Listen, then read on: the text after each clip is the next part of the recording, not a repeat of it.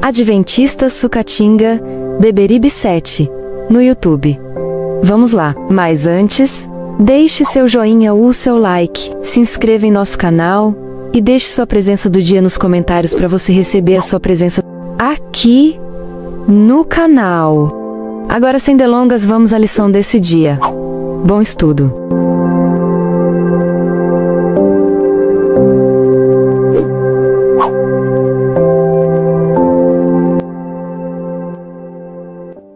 Esse templo é a casa de Deus. A Igreja Adventista do Sétimo Dia de Sucatinga, Beberibe, Ceará. Seja bem-vindos à lição da Escola Sabatina Adulto, aqui no canal Adventista Sucatinga, Beberibe 7, no YouTube.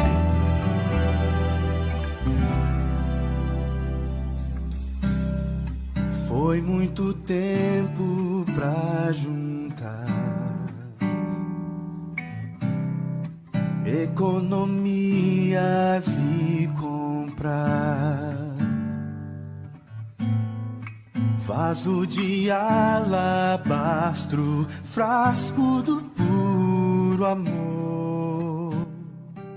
E atenção! Nossos vídeos aqui provavelmente será interrompido temporariamente pelo fato que meu aparelho no qual é realizado a edição aqui no canal Adventistas Sucatinga Beberibe 7 está apresentando pequenos fragmentos em sua respectiva tela, levando assim ficar comprometido a visualização por completo da tela. Leva alguns dias, mas creio que a média de como está indo essa frisura na tela aqui do aparelho, acredito que qualquer momento o mesmo irá não funcionar.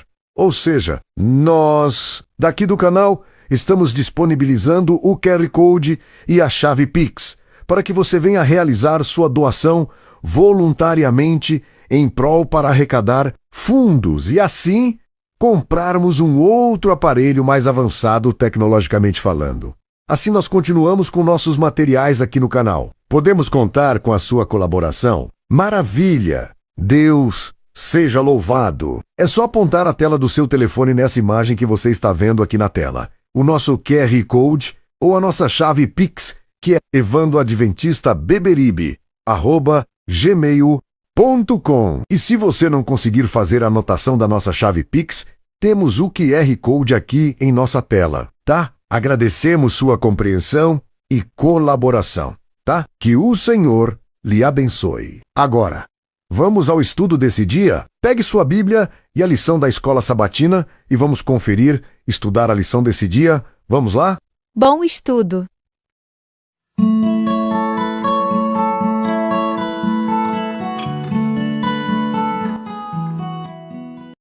Nunca me esquecerei dos teus preceitos, pois é por meio deles que me tens dado vida. Sou teu, salva-me, pois eu busco os teus preceitos.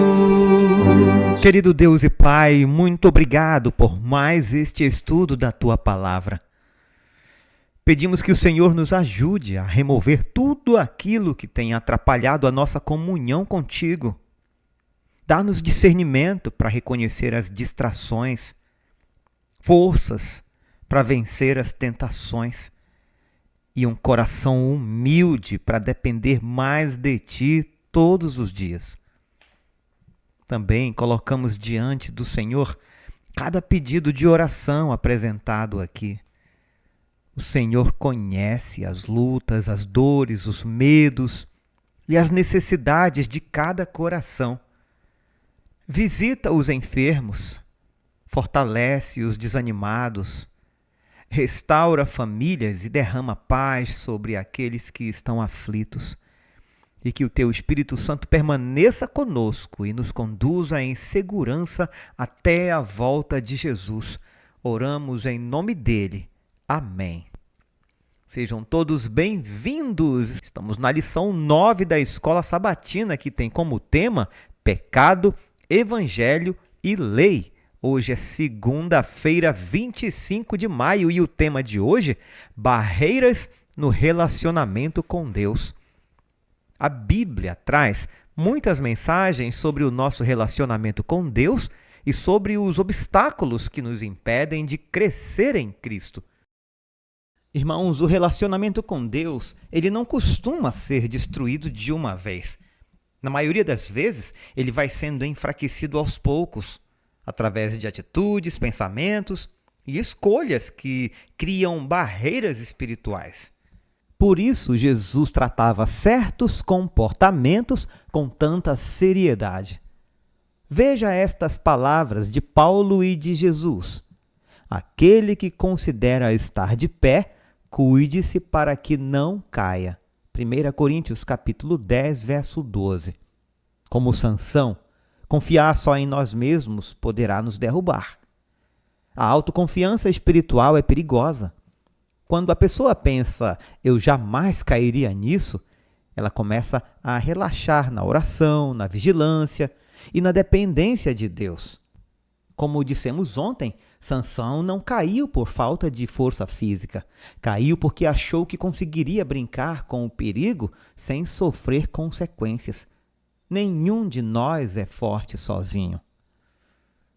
Não fique tocando trombeta como fazem os hipócritas para serem elogiados pelos outros. Mateus 6, verso 2. Pare de alardear sua bondade e santidade. Seja humilde como Jesus foi. Jesus nos ensina que espiritualidade verdadeira não precisa de plateia. Fazer o bem apenas para receber elogios transforma algo espiritual em orgulho disfarçado.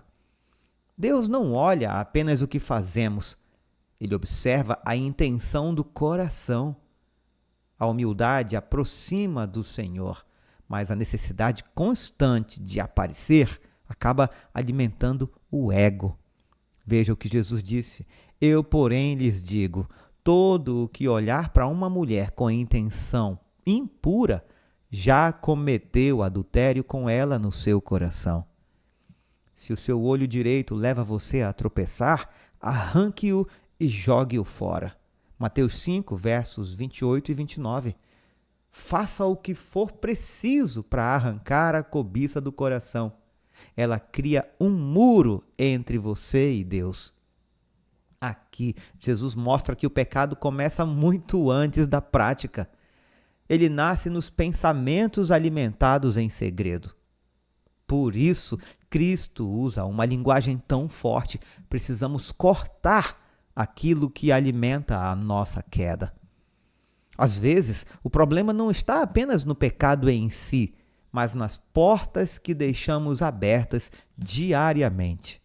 Prosseguindo nas palavras de Jesus, não julguem para que vocês não sejam julgados, pois com o critério com que vocês julgarem, vocês serão julgados.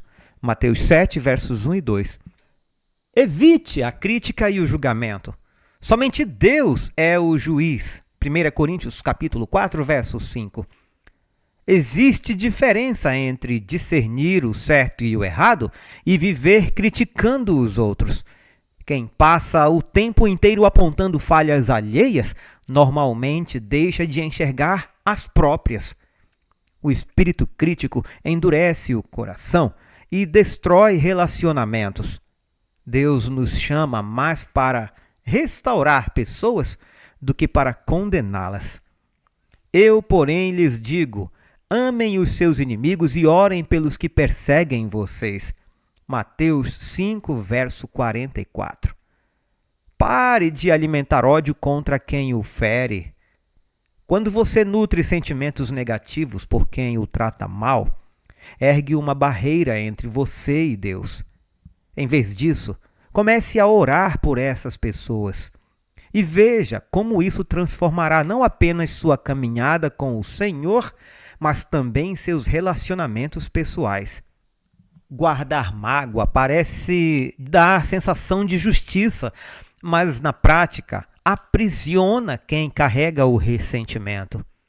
O perdão não significa fingir que nada aconteceu. Significa não permitir que a ferida controle a sua vida espiritual. Orar por quem nos machucou talvez seja uma das atitudes mais difíceis do Evangelho e também uma das mais transformadoras. Eu, porém, lhes digo que todo aquele que se irá contra o seu irmão estará sujeito a julgamento. Palavras de Jesus em Mateus capítulo 5, verso 22. Justificar explosões de raiva corrói sua comunhão com Deus e fere quem está perto. Como sua ira afeta a sua relação com Deus e com quem a recebe? A raiva descontrolada destrói palavras, relacionamentos e ambientes inteiros. Muitas vezes a pessoa pede perdão depois, mas as marcas ficam. Jesus não está dizendo que nunca sentiremos indignação, mas alerta sobre deixar a ira dominar nossas atitudes. Quem vive explodindo emocionalmente acaba afastando pessoas e também se afastando da paz que Deus deseja dar. A outra pergunta de hoje: Jesus falou sobre o que fazer quando mãos, pés ou olhos nos levam ao pecado.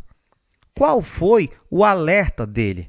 Vamos ler Marcos capítulo 9, versos 42 ao 48. E se alguém fizer tropeçar um desses pequeninos que creem em mim, seria melhor para esse que uma grande pedra de moinho fosse pendurada ao seu pescoço e fosse jogado no mar.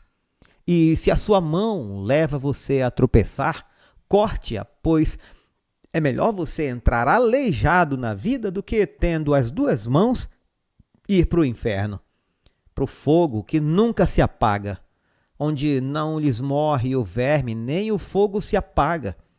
E se o seu pé leva você a tropeçar, corte-o, pois é melhor você entrar na vida aleijado do que, tendo os dois pés, ser lançado no inferno, onde não lhes morre o verme, nem o fogo se apaga.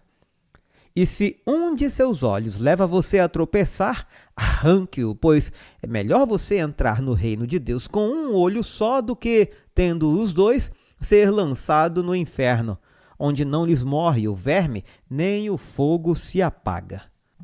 Cortar mão ou pé, ou arrancar o olho, é uma linguagem forte. E essa é a intenção. Percebemos quão seriamente Jesus vê o pecado e seu impacto em nossa vida. E você, tem levado isso a sério?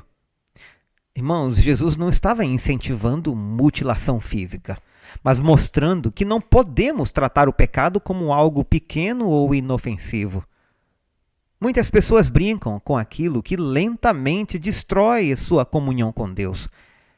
O pecado sempre promete prazer rápido, mas cobra um preço alto depois. A pergunta final para nossa reflexão ela é profunda. Será que estamos tratando o pecado com a mesma seriedade que Jesus tratava? Porque aquilo que toleramos hoje pode se tornar a queda que lamentaremos amanhã. Eu convido você a me acompanhar a partir de agora na leitura dos comentários de Ellen White. Nosso Senhor está ciente do conflito de seu povo nesses últimos dias com os agentes satânicos combinados com pessoas más que negligenciam e recusam essa grande salvação. Com a máxima simplicidade e singeleza, nosso Salvador, o poderoso general dos exércitos do céu, não esconde o severo conflito que eles experimentarão. Informa os perigos, mostra-nos o plano da batalha e a árdua e arriscada obra a ser feita, e depois ergue a voz antes da entrada no conflito para alertar sobre as dificuldades, ao mesmo tempo que anima todos a empunhar as armas da sua milícia e esperar que os exércitos celestiais ordenem os exércitos para lutar em defesa da verdade e da justiça. A fraqueza humana encontrará força e auxílio sobrenaturais em todo disputado combate para praticar os feitos da onipotência, e perseverança na fé e perfeita confiança em Deus assegurarão o êxito.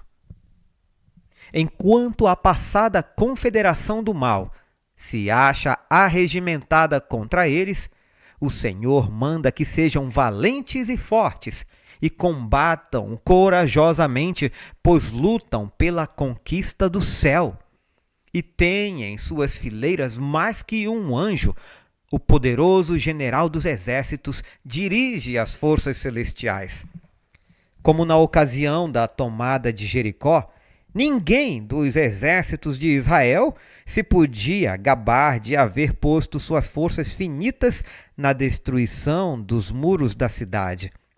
Mas o capitão do exército do Senhor planejara a batalha com a maior simplicidade, para que unicamente o Senhor recebesse a glória, e não se exaltasse o ser humano. Deus nos prometeu todo o poder, pois a promessa pertence a vocês e a seus filhos e a todos quantos estão longe, a tantos quantos o Senhor nosso Deus chamar. A fé é a força viva que avança contra toda barreira, ultrapassa todo obstáculo e firma sua bandeira no centro do acampamento inimigo, tornando-nos inteiramente familiarizados conosco mesmos e então, combinando com a graça de Deus uma firme determinação de nossa parte, podemos tornar-nos vencedores e tornar-nos perfeitos em todas as coisas, de nada necessitados. Circunstâncias adversas devem criar a firme determinação de vencê-las. A transposição de um obstáculo dará maior capacidade e ânimo para avançar.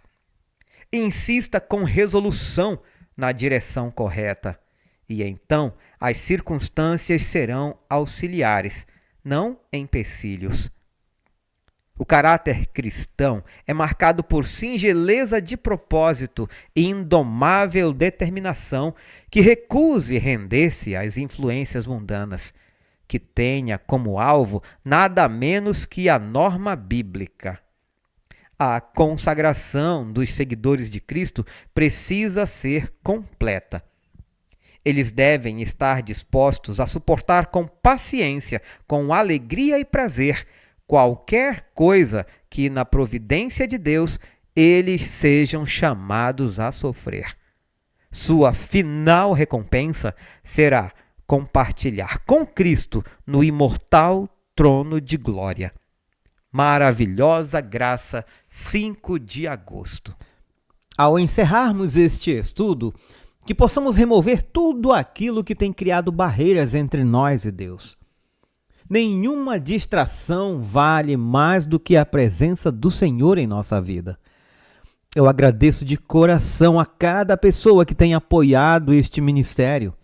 E se essa mensagem falou com você, compartilhe com outras pessoas.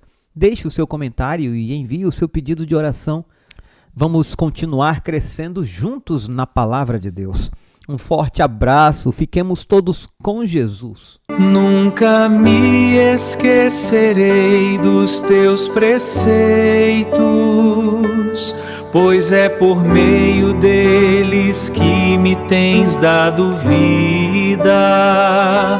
Sou teu, salva-me, pois eu busco os teus preceitos.